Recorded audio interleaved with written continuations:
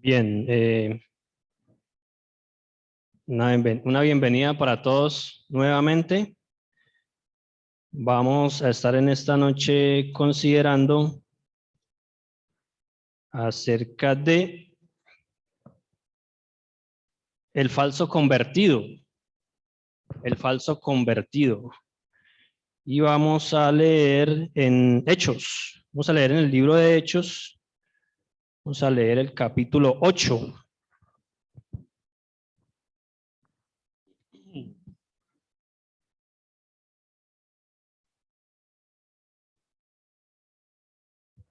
Vamos a leer desde el verso 9, Hechos capítulo 8, desde el verso 9 hasta el 25. Pero había un hombre llamado Simón, que antes ejercía la magia en aquella ciudad, y había engañado a la gente de Samaria, haciéndose pasar por algún grande. A este oían atentamente todos, desde el más pequeño hasta el más grande, diciendo: este es el gran poder de Dios. Y le estaban atentos porque con sus artes mágicas les había engañado mucho tiempo. Pero cuando creyeron a Felipe, que anunciaba el evangelio del reino de Dios, y el nombre de Jesucristo, se bautizaban hombres y mujeres. También creyó Simón mismo, y habiéndose bautizado, estaban siempre con Felipe, y viendo las señales y grandes milagros que se hacían, estaba atónito. Cuando los apóstoles que estaban en Jerusalén oyeron que Samaria había recibido la palabra de Dios, enviaron allá a Pedro y a Juan, los cuales, habiendo venido, oraron por ellos para que recibiesen el Espíritu Santo, porque aún no había descendido sobre ninguno de ellos, sino que solamente habían sido bautizados en el nombre de Jesús. Entonces les imponían las manos y recibían el Espíritu Santo. Cuando vio Simón que por la imposición de las manos de los apóstoles se daba el Espíritu Santo, les ofreció dinero, diciendo: dadme también a mí este poder, para que cualquiera a quien yo impusiere las manos reciba el Espíritu Santo. Entonces Pedro le dijo: tu dinero perezca contigo, porque has pensado que el don de Dios se obtiene con dinero. No tienes tú ni parte ni suerte en este asunto, porque tu corazón no es recto delante de Dios. Arrepiéntete pues de esta tu maldad y ruega a Dios, si quizá te sea perdonado el pensamiento de tu corazón. Porque en hiel de amargura y en prisión de maldad veo que estás. Respondiendo entonces Simón dijo: rogad vosotros por mí al Señor, para que nada de esto que habéis dicho venga sobre mí. Y ellos, habiendo testificado y hablado la palabra de Dios, se volvieron a Jerusalén, y muchas poblaciones de los samaritanos anunciaron el evangelio. Padre, en esta noche te damos muchas gracias, Señor, por habernos permitido un día más de adoración tuya, Señor, en compañía de nuestros hermanos. Glorificamos tu nombre porque nos permites una vez más, Padre, este gran privilegio de escuchar la palabra del evangelio, Señor. Santifícanos en tu verdad, ayúdanos a comprenderla, Señor, y danos cada vez más de tu espíritu para poder vivir en tu presencia, Señor, y que nuestra senda, nuestro camino sea conforme a tu propósito, Señor. Ilumina las mentes, Señor, en este momento para que este mensaje pueda ser entendido, Señor. Y para que seamos probados cada uno de nosotros, Señor, si nuestra conversión es verídica, Señor, y que tú puedas obrar en los corazones de los que no la es, Señor. Te damos gracias y te seguimos implorando en el nombre del Señor Jesucristo. Amén. Bien, dentro del contexto más inmediato, encontramos que a causa de la persecución de Saulo a la iglesia, algunos discípulos fueron pues dispersos por diversas provincias, y entre ellos uno de ellos fue Felipe. Felipe descendió a la ciudad de Samaria y empezó allí a predicar, y vemos pues que por la pluma de Lucas, que es el que está narrando la historia, el Espíritu Santo pareciera apresurarse, no da muchos detalles, sino que pareciera apresurarse para que sus lectores se encontraran con un caso particular. El escritor va entonces desde un caso general y va descendiendo y descendiendo hasta llegar a un caso particular, que es el caso de Simón el Mago. Entonces, en esta noche,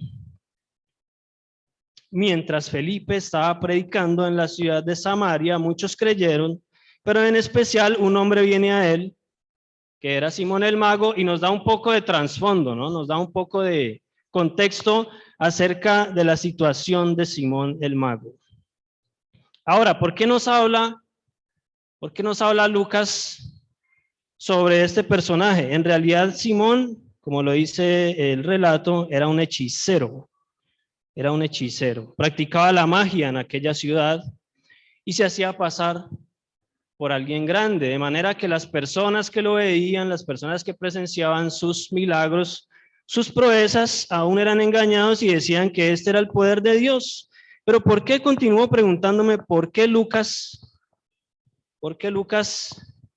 Espíritu Santo a través de Lucas hace énfasis en este personaje? Bueno, es para llevarnos a pensar que no hay maldad no hay maldad tan grande que pueda alejarlo al hombre de Dios. Miren que aquí estamos presenciando una persona que practicaba las artes mágicas, las artes oscuras, era un hechicero y aún así tuvo acceso al evangelio. Bueno, y con esto quiero pensar que el Nuevo Testamento, sí, el Nuevo Testamento nos presenta muchos testimonios acerca de hombres pecadores viniendo a Dios. El Nuevo Testamento entonces es un testimonio tangible de que aquellos que están por fuera del reino de Dios, hoy es posible que puedan venir a Él. Es posible que pudieran ser miembros de este reino de Dios, no importa lo pecador que esta persona sea, ¿sí? De hecho, Simón no era el único hechicero que creía, porque en Hechos 11 también vemos un ejemplo, y tampoco era el único que iba a creer por medio de la predicación apostólica. Pero en este pasaje vemos un énfasis dado por Lucas como un ejemplo reluciente, ¿sí? Un ejemplo que salta a la vista de los lectores, pero ya lo vamos a ver por qué. Por eso he titulado este corto mensaje, lo he titulado El falso convertido. Y es un ejemplo cuando el trabajo del evangelismo no va muy bien. Vamos a ver por qué. Vemos que las personas que habían recibido el evangelio dentro de ese contexto, en la ciudad de Samaria, lo habían recibido con mucho gozo. Vemos a muchos viniendo a la fe, vemos a muchos recibiendo milagros, pero Lucas, mediante el Espíritu Santo, nos muestra algo sobre la naturaleza del mal por medio de Simón. Él quiere mostrarnos que la naturaleza de la hipocresía. ¿Qué es la hipocresía? Es como cuando tú pretendes ser alguien, pero en lo escondido eres otra persona, tienes otro tipo de comportamiento. Cuando alguien no te está viendo, te comportas de una manera distinta a la que andas pregonando. En especial, Lucas nos quiere advertir en esta noche acerca de una falsa conversión.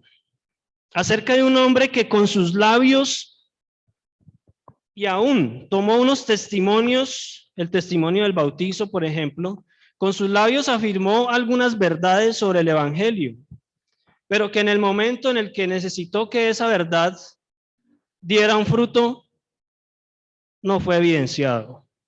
De hecho, cuando lo que habló Simón fue proclamado allí en este pasaje, él no tenía idea de lo que hablaba.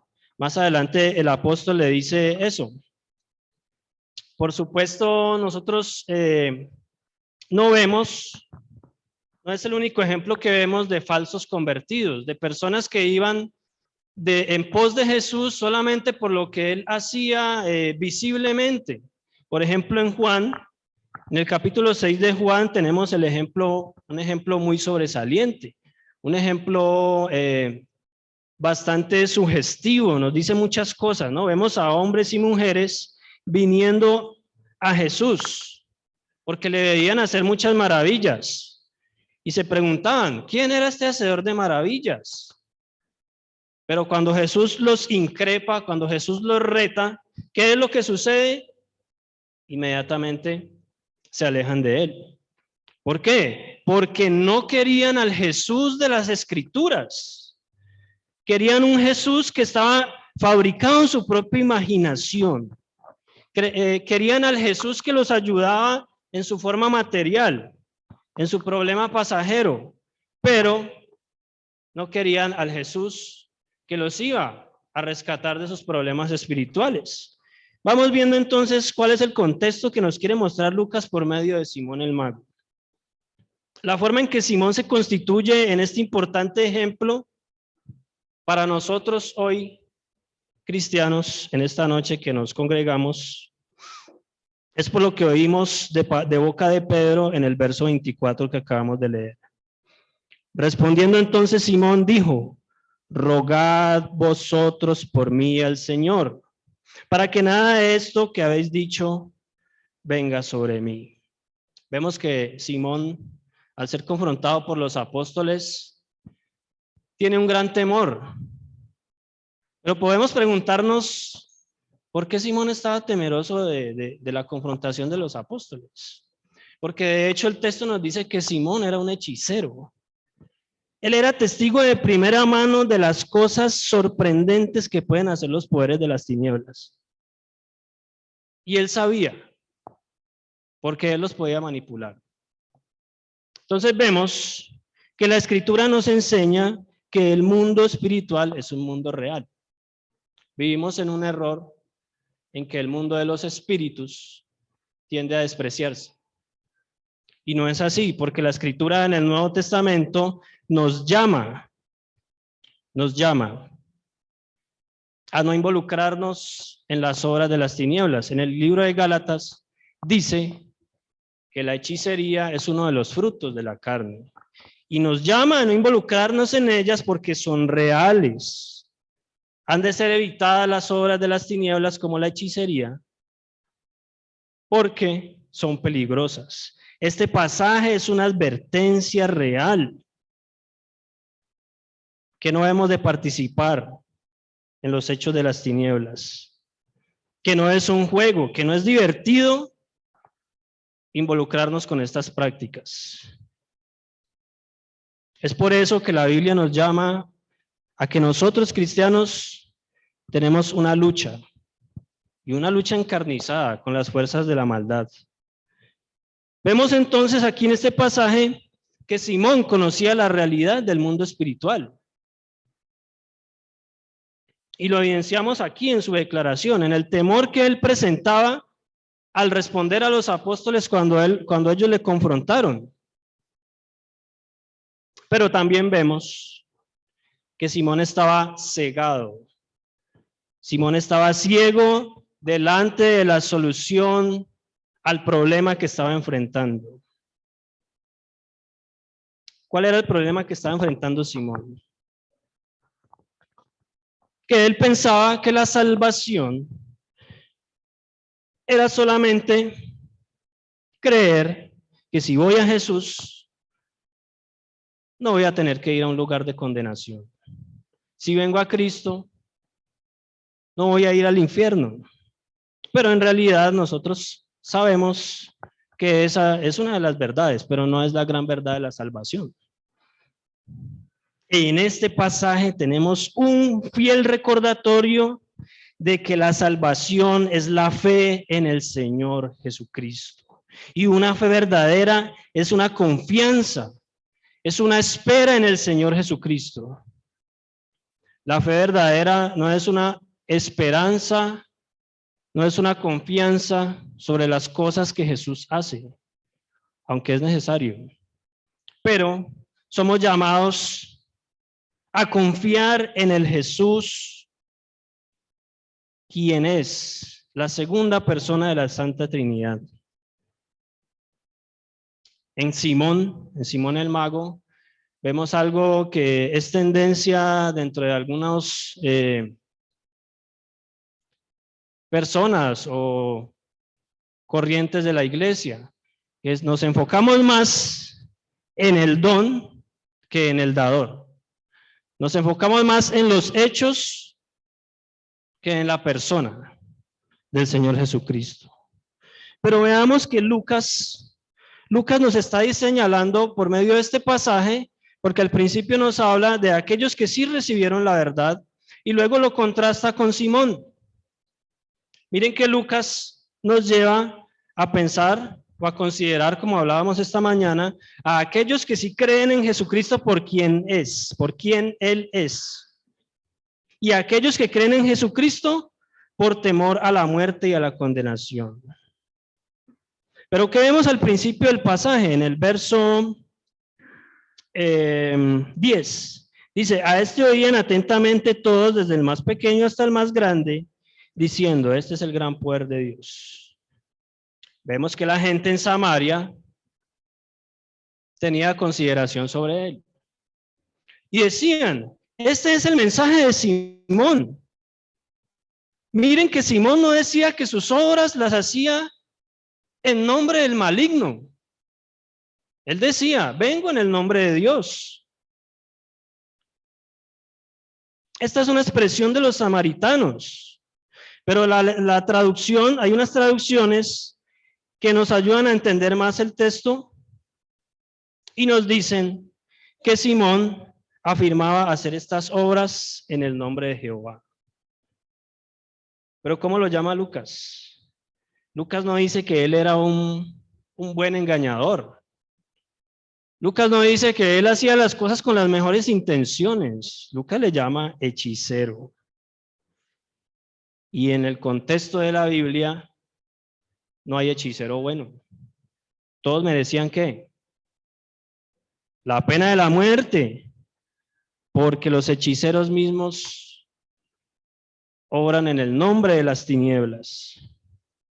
Siempre es importante que al leer la Biblia, prestemos atención a estos detalles, a los detalles del contexto, porque allí está revelada la mente del autor y nos lleva a entender muchas cosas que podemos ir interpretando. Bueno, con este poder maligno vemos que Simón tenía engañados a los habitantes de Samaria y aún ellos estaban atentos, estaban atónitos delante de las señales que él hacía. Pero Lucas, aún en su labor de investigador, nos continúa hablando acerca de lo que dice allí.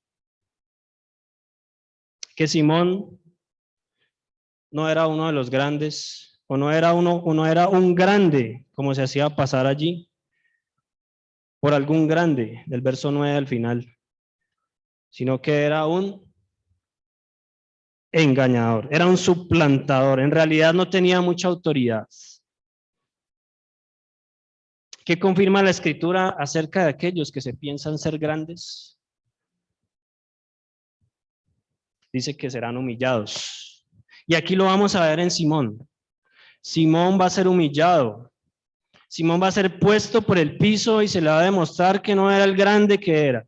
Que había uno, y también hay, uno más grande que él, que puede salvar y que puede traer pecadores a la vida eterna. El verso 13 nos dice, también creyó Simón mismo y habiéndose bautizado, estaba siempre con Felipe. Y viendo las señales y grandes milagros que se hacían, estaba atónito. De hecho, este es el único verso, el verso central del pasaje, y nos quiere mostrar cómo vino Simón a la fe. Él creyó la enseñanza de Felipe y se bautizó. Pero, ¿de qué estaba sorprendido Simón? ¿Cuál era la sorpresa de Simón? ¿Por qué estaba tan extasiado? ¿Por qué estaba tan sorprendido con el evangelio? ¿Estaba sorprendido Simón con la persona de Cristo? ¿Estaba sorprendido Simón por haber escuchado acerca de la tumba vacía? ¿O estaba sorprendido Simón por las señales, por los milagros que estaban siendo hechos? Recordemos que él era un obrador de milagros, un obrador de señales. Y viendo Simón que la gente se estaba yendo detrás de los discípulos, detrás de los apóstoles, Pedro y Juan, Y Felipe, que es el que primeramente les predicaba, él dijo, bueno, ya estos me están quitando el público. Ya me están quitando el público. Entonces yo quiero eso que ellos tienen para que sigan detrás de mí, sigan creyendo en mí. No se me vaya la gente. Meditemos en esta noche. Tomemos un momento para reflexionar en estas preguntas. Reflexionemos sobre nuestro entendimiento del Evangelio. Reflexionemos sobre nuestra comprensión de la fe. ¿Estamos sorprendidos con las señales que hace Jesucristo? ¿O estamos sorprendidos en la persona de Cristo mismo? ¿Qué hay de nuestro propio testimonio? ¿Estamos al pie de la cruz y estamos sorprendidos de tan grande mediador que ha muerto por nuestros pecados? ¿Estamos sorprendidos por el hecho de que hemos sido redimidos, recomprados? Siendo enemigos, Él nos reconcilió. Nos dio de su Santo Espíritu. ¿O estamos como Simón, más bien mirando las cosas externas? Continúa Lucas haciéndonos pensar en la gran diferencia que existe entre estos dos tipos de fe.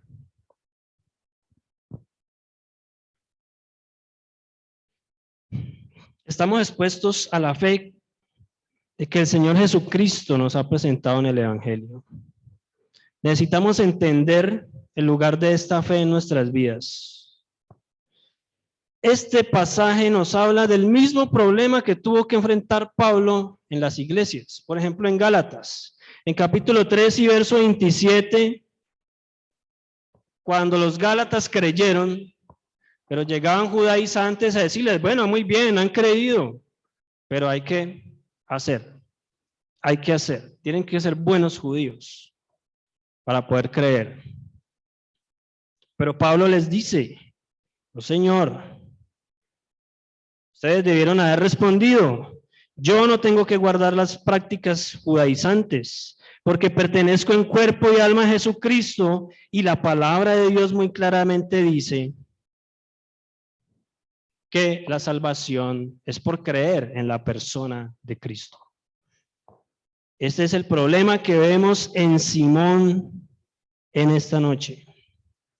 Simón estaba identificando la fe en el Señor Jesucristo con señales, con maravillas, con muestras externas. Pero cuando Pedro y Juan lo confrontaron en Samaria, se llevó una gran sorpresa. Expliquemos un poco acerca de esta situación de Pedro y Juan viniendo a Samaria. Leamos el verso 14. Cuando los apóstoles que estaban en Jerusalén oyeron que Samaria había recibido la palabra de Dios, enviaron allá a Pedro y a Juan, los cuales habiendo venido oraron por ellos para que recibiesen el Espíritu Santo, porque aún no había descendido sobre ninguno de ellos, sino que solamente habían sido bautizados en el nombre de Jesús. Entonces les imponían las manos y recibían el Espíritu Santo. Tenemos que entender bien lo que acá sucede, para no poder malinterpretar el pasaje. El problema no es que ellos no hayan recibido la segunda bendición, el pueblo de Samaria. El problema era que su fe no estaba completa. Lo que acá se está hablando tiene que ver un poco con los dones espirituales, pero no era un extra para la predicación del Evangelio. Recordemos que la imposición de manos a través de toda la Escritura tiene que ver con la comunicación de dones espirituales. Pero recordemos que dentro del contexto de los hechos, este tipo de comunicación de dones era para confirmar la autoridad apostólica. O sea, fue necesario dentro del establecimiento de la iglesia. Se necesitaba que hubiera señales, se necesitaba que hubiera dones para poder que las personas que estaban escuchando el Evangelio entendieran que estos que lo estaban comunicando, que estos que lo estaban predicando, eran de verdad enviados de Dios. Tuvieron su propósito de edificar la iglesia. No continuaron hasta después de la era apostólica. ¿O quién de nosotros puede hoy en día ir a un hospital, imponer las manos sobre una persona que está enferma e inmediatamente se cura? Ninguno. Ninguno. Entonces, hasta que el canon de la Escritura estuvo completo, como plena revelación de la palabra de Dios, fueron necesarios estos dones. Hoy en día no los necesitamos porque ya tenemos todo el consejo divino y ya sabemos a dónde ir. Leamos el verso 18. Cuando vio Simón que por la imposición de las manos de los apóstoles se daba el Espíritu Santo, les ofreció dinero. ¿Qué sucedió? Bueno, es posible que los apóstoles hayan ido imponiendo las manos y que cada uno de estos samaritanos hubiera recibido los dones del Espíritu Santo. Pero ¿qué sucedió cuando impusieron las manos sobre Simón? ¿Por qué Simón no recibió el don del Espíritu Santo? ¿Qué quería hacer Simón con los dones que le serían comunicados? ¿Quería dar gloria a Dios? ¿Quería usarlos para glorificar al Señor Jesucristo y traer personas a la salvación? ¿Para proclamar las buenas nuevas de la redención a todos aquellos que estaban en ese lugar? Seguramente no. Él quería seguir en las mismas cosas que hacía antes de su fe, entre comillas, en Jesucristo. Se iba a pasar de un tipo de maravillas a otras. Recuerden que él es presentado en el contexto como un obrador de señales, de maravillas, de milagros. Vemos entonces en Simón ese tipo de persona que como el tamo es arrastrado por el viento. Es aquel tipo de persona que empezará a implementar lo nuevo y lo popular para tener palabras de grandeza dentro del contexto en el que se encuentre. Simón no quería ser partícipe de la gloria, de la salvación. Simón quería esa gloria para él, para seguirse haciendo pasar por uno de los grandes. Este es el tema principal de la historia, acerca de una falsa conversión. Es una conversión que no tiene testimonio en sí mismo para comprender la naturaleza del evangelio. ¿Qué poder podían otorgar los apóstoles a alguien que no había creído en el Señor Jesucristo y que por ende no podía recibir el Espíritu Santo? ¿Podría Dios habitar en tiendas de maldad? ¿Podría el Espíritu Santo engendrar aquello sobre lo que obra el mal? Claro que no. Las Escrituras enseñan que para tener unción, para ser ungidos por el Espíritu Santo, para tener poder de Dios, es necesario ser lavado con la sangre del Cordero. Hemos de ser nuevas criaturas antes de contemplar a Dios por la fe, antes de habitar en la presencia de Dios por la fe, antes de ser partícipes de su santidad. Y esto vemos de nuevo en este hechicero, en Simón. No tenía una comprensión del evangelio. Lo vimos bautizándose, lo vimos confesando de labios, pero en realidad estaba autoengañándose y estaba engañando a la iglesia de Dios, a la iglesia de Cristo. Conocía que tenía que hacer algo, pero en el instante de realizarlo, ¿qué hizo? Actuó como un usurpador, como un engañador. Maravilloso testimonio que tenemos en esta noche, hermanos. Un testimonio de una fe falsa, de una fe fingida. Alguien que no comprendía realmente acerca de la obra de Jesucristo, porque sus frutos eran oscuridad y tinieblas. Un hombre que solo quería a Dios para usarlo para su propio beneficio, para engrandecerse. Pero ¿qué vemos en los fieles de Samaria? El verso 8.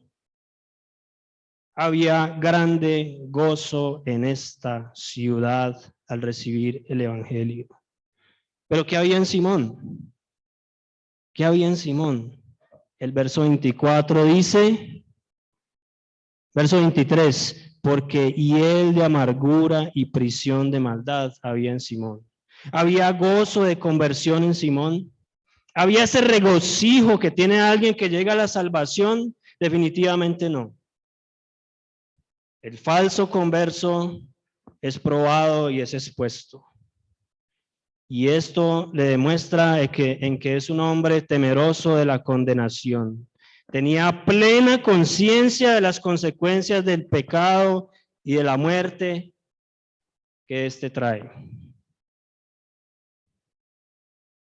En esta noche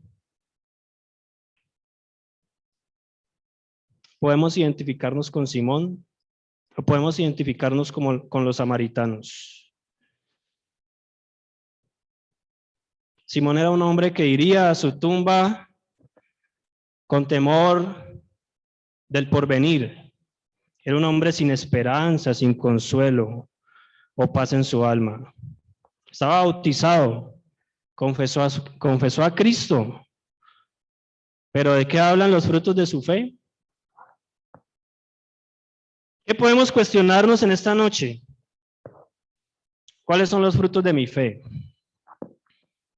¿Cuál es mi fruto del testimonio en Jesucristo? Recordemos a Demas, quien había abandonado a Pablo y se había ido al mundo ¿qué? Amándolo. Hay decisiones que hemos de tomar día a día. ¿Amamos más la gloria? ¿Amamos más un nombre, un lugar, una posición que a Cristo? ¿Amamos más el pecado que al Redentor? El hombre redimido en verdad tiene un corazón conforme al Señor, quien seguramente cae en pecado, pero no se revuelca en él. Porque David era un hombre conforme al corazón de Dios. Porque cuando fue confrontado por Natán, así como Simón fue confrontado por Pedro y Juan, David no dijo, bueno, vayan y sacrifican unos corderos y después nos vemos, así como era la actitud de Simón. No, Señor. Cayó profundamente arrepentido. Lo hemos arrepentido en silicio y cenizas. Podemos leer el Salmo 51. Hermanos, en esta noche Simón nos advierte de la necesidad de un arrepentimiento verdadero y la misericordia del lavado de la regeneración. Que podamos ver en Simón el ejemplo. Que podamos seguir a los samaritanos, quienes habían creído con gran gozo en el anuncio del Evangelio. Padre, en esta noche te queremos alabar, te queremos glorificar, Señor, por tu verdad, por tu palabra de verdad, Señor, porque siempre nos lleva a meditar, Señor. Gracias porque en esta noche hemos visto un ejemplo de una falsa conversión, Señor. Ayúdanos cada día, cada instante a probarnos, Señor, si estamos en la fe. A saber, Señor, por medio del Espíritu Santo, si somos en realidad seguidores tuyos, Señor. Cambia nuestro corazón, Señor. Danos frutos de salvación para que podamos, Señor, ser discípulos tuyos que te agraden y te sirvan en todo, Señor. En tu nombre deseamos orar y en el nombre de Cristo deseamos dejar esta palabra, Señor, para que dé el fruto que tú tengas dispuesto. En él oramos. Amén.